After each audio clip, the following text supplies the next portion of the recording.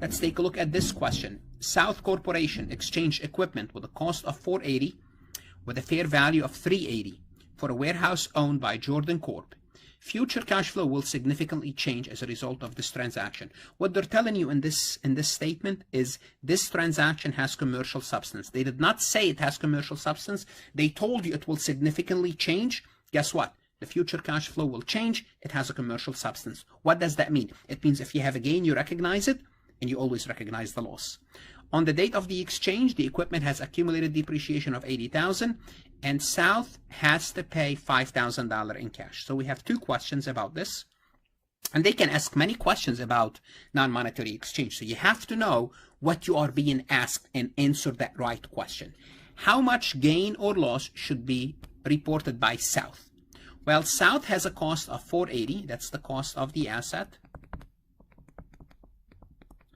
The asset has accumulated depreciation of $80,000, and you have to be very careful because they gave you accumulated depreciation later.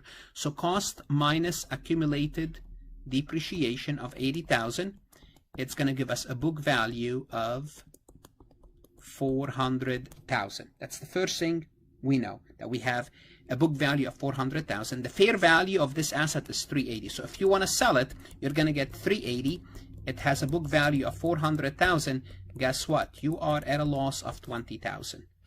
And is this loss recognized? Yes, losses are always recognized. So the answer is we have a loss.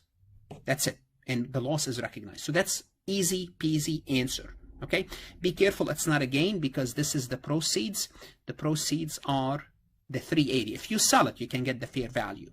Okay? Now the cash that you pay has nothing to do with your asset gain or loss. The asset gain or loss is the asset fair market value versus its book value. Sometimes the book value is giving. Sometimes you have to compute the book value by taking cost minus accumulated depreciation.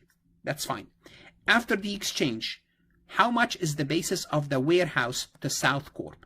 Now this is totally a different question. The question is, what is because we gave up the equipment and we received a warehouse. This is the deal. Now the question is, how much do we recognize the warehouse? How much do we recognize the warehouse? Well, we recognize the new asset based on the fair market value of the asset given up.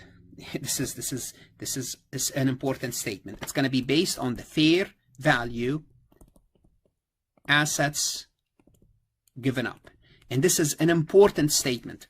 So it's based on the fair value of the assets given up. What did we give up? Whoops, sorry, let's go back here. Let's keep this. What did we give up? We give up two things.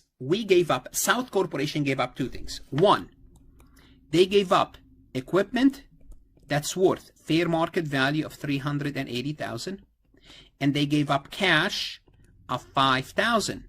How much is the $5,000 worth? $5,000. Cash is $5,000. So in total, we gave up $385,000. Therefore, the warehouse should be reported based on the asset giving up.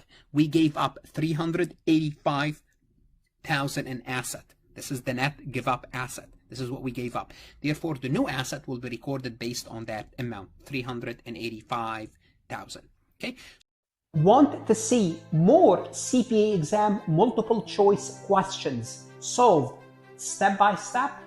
At farhatlectures.com, you will get hundreds of video solved MCQs step by step, including previously released AI CPA questions, previously released AI CPA simulation, in-depth lectures and resources to prepare for the CPA exam, AI tools that's going to help you study smarter, not harder, CPA exam podcast lessons where you can learn on the go. And also you will get the personal guidance of support of Farhat and his team. If you are serious about passing the CPA exam, this is your next step. Visit the website farhatlectures.com, start your free trial, and I hope to see you on the website.